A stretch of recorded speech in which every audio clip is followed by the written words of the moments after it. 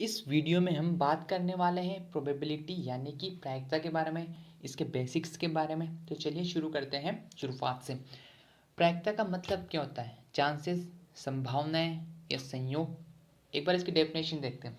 किसी घटना के होने के संयोग चांस को प्रायिकता या प्रोबेबिलिटी कहते हैं। एक एग्जाम्पल के थ्रू समझते हैं। जैसे कि मैं और मेरा फ्रेंड, हम दोनों चेस खेल रहे हैं, ठीक है। अब मैं आपसे पूछता हूँ कि इसमें से मेरे जीतने की प्रायिकता क्या है, या क्या चांसेस हैं कि मैं ये गेम जीत जाऊँगा। तो आप क्या बोलोगे? इसमें एक दो ही चीज़ हो सकती है, या तो मैं जीतूँगा या मेरा फ्रेंड जीतेगा। ड्रॉ होने की बात नहीं कर रहा हूँ। हम कंक्लूजन की बात करें जिसमें कोई रिजल्ट निकले, या तो मैं जीतूँ या वो जीते। तो आप क्या बोलेंगे कि भैया 50% चांस है। चांस, ठीक है। जीतने के भी 50% चांस हैं और हारने के भी ही 50% चांस है, क्योंकि अगर मैं हारा तो वो जीतेगा और अगर वो हारा तो मैं जीतूंगा। अभी हमने परसेंटेज में बात की है। अगर अपन इसको फ्रैक्शन में बात करें, मतलब कि भिन्न में बात करें, तो कितना होता है? 50% कितना होता है? 1/2 होता है। अब ये जो 1/2 है, यही क्या हो जाएगी? मैंने पूछा था मेरे जीतने की प्रायिकता। तो चांस की बात करें तो मैंने जीतने के चांसेस कितने? 50% चांस। और प्रायिकता की बात करें तो मेरे जीतने की प्रायिकता क्या है? तो वो है 1/2। यही है बस, कि जो फ्रैक्शन होता है वही हमारी प्रायिकता होती है। जैसे कि परसेंटेज को अपन 100 के बेसिस पे लेते हैं, उसी प्रकार 1/2 को, मतलब जो प्रायिकता है, इसका एक फॉर्मूला भी है। फॉर्मूला देख लेते हैं एक बार। Probability of an event happening is equal to number of ways it can happen upon total number of outcomes। इसका मतलब ये हुआ कि जितने भी अपने फेवरेबल आउटकम्स है upon total number of outcomes. Favourable outcomes भी आ सकता है इसकी जगह फेवरेबल आउटकम्स भी आ सकता है, वो एक ही बात है। अब फेवरेबल आउटकम्स या अनुकूल परिणाम क्या होता है कि जो अपन को चाहिए, मैं क्या वांट चाहता हूँ, मतलब आई वांट जो होता है, और टोटल आउटकम्स जो टोटल अपनी परिस्थितियाँ होती हैं किसी भी घटना के घटित होने पर, वही अपना टोटल आउटकम्स रहेगा।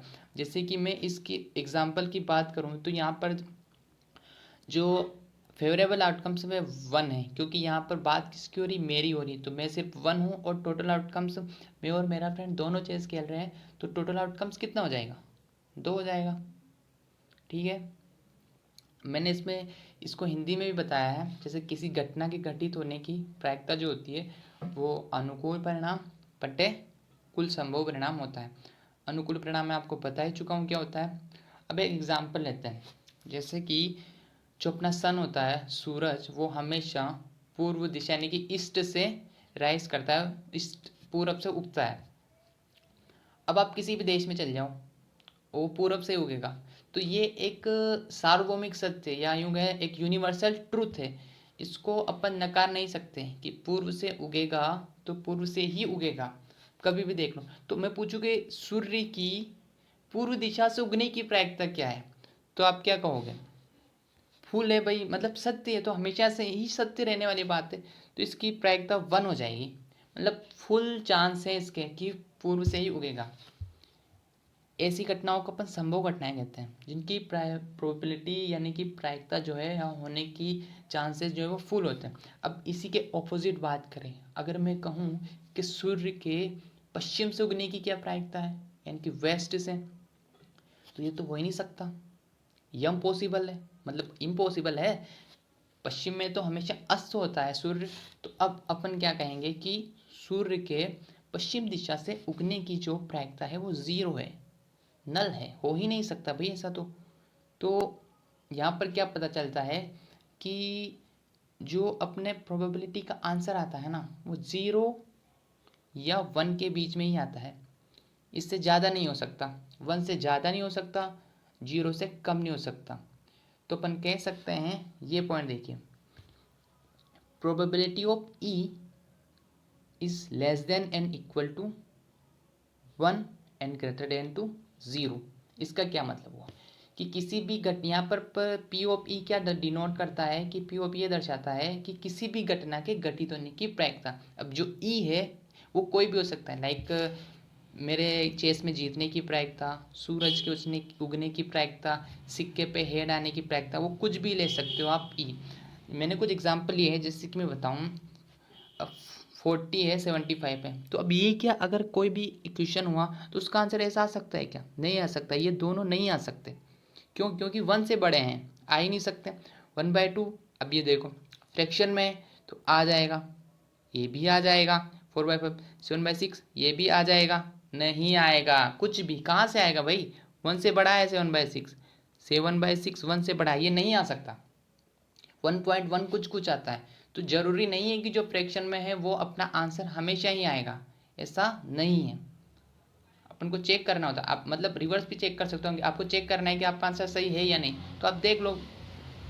कभी कभी दिक्कत हो जाती है कि फेवरेबल आउटकम्स आपके मतलब नहीं बैठ रहा है, तो कुछ गलत गिनने में आ गए, तो आंसर चेक कर सकते हो। अगर हमेशा 0 से बड़ा और 1 से छोटे होना चाहिए, माइनस में तो हो ही नहीं सकता। अब ये है probability of E plus probability of E dash is equal to 1। अब ये जो ई डैश है, ये कई किताबों में ई बार भी लिखा होता है क्या? ई डैश जो है वो किसी घटना के घटित नहीं होने की प्रायिकता, मतलब उसका रिवर्स, उन दोनों का योग 1 के बराबर होता है। ये सही बात है या नहीं? जैसे कि मैंने बात करी थी अभी पिछले एग्जाम्पल में कि मेरे जीतने की प्रायिकता 1/2 थी। मेरे जीतने की प्रायिकता कितनी थी? 1/2। तो मैंने कहा था मेरे हारने की प्रायिकता भी 1/2 रहेगी, तो मेरी हारने की प्रायिकता भी 1/2।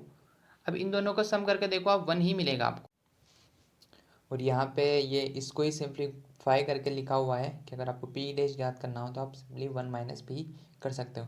अब लेते हैं एक सिंपल सा क्वेश्चन लेते हैं। क्वेश्चन ये है कि एक थैले में 3 लाल और 5 काली गेंदें हैं। इस थैले में से एक गेंद यादृच्छिक निकाली जाती है। इसकी प्रायिकता क्या है कि गेंद लाल हो, लाल नहीं हो? यादृच्छिक क्या होता है? यादृच्छिक का मतलब होता है रेंडमली आपने गेंद को उठाया। रेंडमली मतलब आप थैले में आपके पास 8 गेंदें रखी हुई थी। अब आपने थैले में हाथ डाला और जौन सी गेंद आई वौन सी उठा ली। ठीक है, ये होता है रेंडमली का मतलब। समझ में आ गया? अब इस यादृच्छिक को ना आप रेंडमली बोलो। यार देखो, मैं भी एक स्टूडेंट ही और हिंदी माध्यम से पढ़ा हूँ। जब आप एकदम आगे जाके हिंदी मीडियम से एकदम इंग्लिश मीडियम में स्विच करते हो ना, बड़ी तकलीफें आती हैं यार।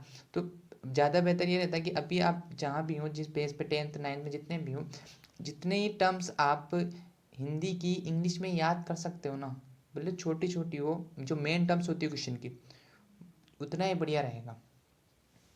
ठीक है, सॉल्यूशन देखते हैं। तो टोटल नंबर ऑफ गेंदें कितनी है अपने पास? 8 है। 3 रेड और 5 ब्लैक, टोटल हो गई 8।